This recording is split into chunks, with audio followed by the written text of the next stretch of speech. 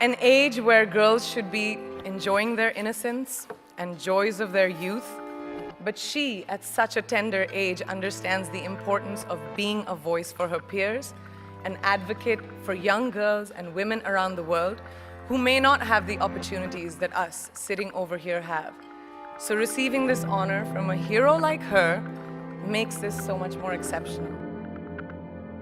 Your achievements not just inspire me, but also so many others to work harder, to be better, and to make a dent wherever we can. So I'm very, very proud to be standing alongside of you. So in life, there are moments when you stop and ask yourself, how did I get here? Like, why am I standing here? Well, this is definitely one of those moments for me. And I find myself going back to the beginning, back to my roots. I was born to incredible parents, amazing parents who served as doctors in the Indian Army. I was the firstborn, and as far back as I can remember, I made my parents very proud and happy 99% of the time. Okay, slight exaggerations of personal achievements are allowed from time to time, don't you think? My brother was born a few years later, and even then, nothing changed for me. We were both given equal opportunities, and I want to emphasize this. I want to really emphasize this for you because I don't think a lot of people might understand that being equal might seem very normal. But where I come from, India, and a lot of developing countries around the world, more often than not, this is an exception. It's actually a privilege. My first experience of the glaring disparity between boys and girls came at a very, very young age.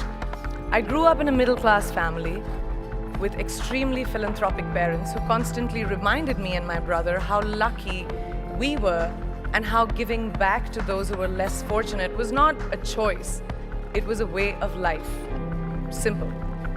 I was 7 or 8 years old when my parents started taking me on these visits in a traveling clinic to developing communities around and villages around the city that we lived in called Bareilly. We were packed into this ambulance, and my parents would provide free medical care to people who couldn't afford it. My job at the age of 8 was assistant pharmacist. So I would count all the medicines, put them in an envelope, and give it out to patients. And I really took my job very seriously, very seriously. But the more I went on these expeditions, the more I began to notice the simplest things that distinguished a boy from a girl, or a man from a woman. For example, girls were pulled out of school when they hit puberty because they were considered ready for marriage and babies. That's 12 and 13, while boys still enjoyed their childhood. Or basic human rights such as healthcare were denied just because they were women. Let's call this whole experience trigger number 1 for me. Fast forward a few years and many, many triggers in between. Like a producer-director, for example, early on in my career, I must have been about 18 or 19, telling me that if I didn't agree to the ridiculous terms or painfully low salary in his movie, that he would just replace me. Because girls are replaceable in the entertainment business. That was a memorable one. It made me decide to make myself irreplaceable. But I think what really moved the needle for me and ultimately led me to create the Priyanka Chopra Foundation for Health and Education, and around the same time partner with UNICEF, was an encounter with my housekeeper's daughter. About 12 years ago, I came home from set early one day, and she was sitting in my library reading a book. And she must have been 8 or 9 years old, and I knew she loved reading. So I asked her, I was like, it's a weekday, why aren't you in school? And she said, oh, I don't go to school anymore. So I went and asked her mother, and I said, why isn't she in school? And her mom said that her family couldn't afford to send her and her brothers to school, so they chose the boys. The reason? She would eventually get married, and it would be a waste of money. I was completely blown, and it shook me to my core. Eventually, I decided to cover the cost of her education so that she could continue to learn, because education is a basic human right.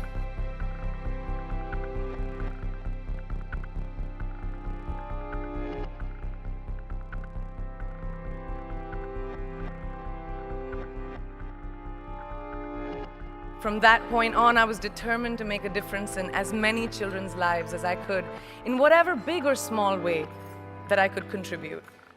There's a really, really beautiful quote that I read recently, and I think it's absolutely appropriate to explain what I'm trying to say today.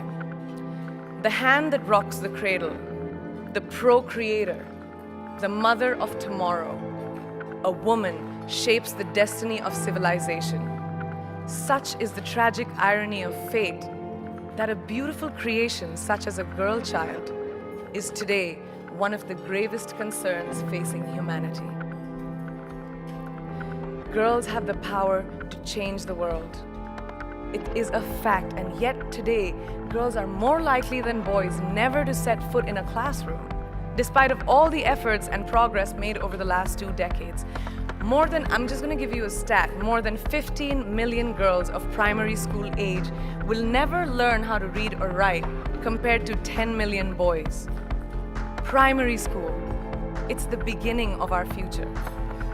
Over the last 11 years, I have witnessed firsthand the incredible work that UNICEF does for children around the world, especially victims and survivors of child marriage, displacement, war, sexual violence. But there is still so much work to do. And for me, that is the fuel to my fire. The reason I'm so committed to this cause, and that is where my passion stems from, because I know that a girl's education not just empowers families, but communities and economies. A result of her education, we all do better. It's just as simple as that. As entertainers and influencers sitting in this room, I feel that it's our social responsibility to be a voice for the voiceless, which is why I applaud each and every woman in this room for being such a badass.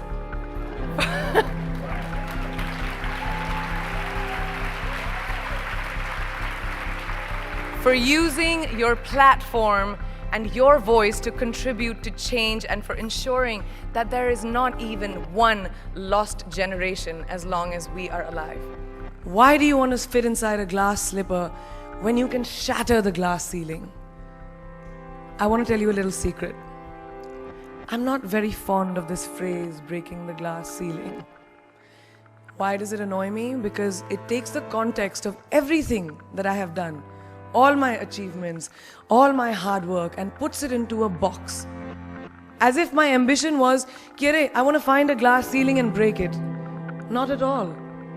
To be really honest, I was never on a mission to break, to shatter anything. All I wanted was to chase my dreams, my ambitions. I wanted to evolve. I wanted to become the best version of me that I could be. And of course, in Priyanka Chopra style, along the way, I wanted to smash and break every obstacle that came my way, which I did. But that does not mean that the glass ceiling doesn't exist. Of course it exists. And countless of women and men, mostly women, run into it in their professional and personal lives. And I'm sure a lot of you can vouch for that right now. I want to dream of everything and I'll have everything. Be greedy for your ambitions. Be hungry for it. Don't live on someone else's benchmarks. We are told so many times in our life, nahi, इस लड़की को तो ये करना चाहिए, या तुम लड़के हो सबसे बड़े, your responsibility is this is who you should be. Who can tell you who you should be? Don't let anyone or any situation dictate to you who you are and who you can be. I know it's very much easier said than done. I know that because I've done it. But fight for your dreams. Because no one else is going to fight for your dreams except you. I've turned down so many roles, opportunities, because they did not fit into what I thought at that time was the right thing for me. So today, my path is just my own. It belongs to no one. My failures, my successes, all of it, mine. My journey, all of it is mine.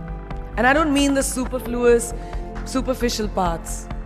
I'm talking about the core of you, who you are inside, your values, your beliefs, your flaws.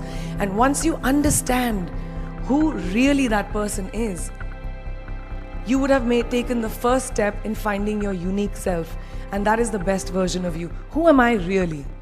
I'd like to thank Variety and all of you for encouraging me and all of us in this room to keep going and fighting on. Thank you so much.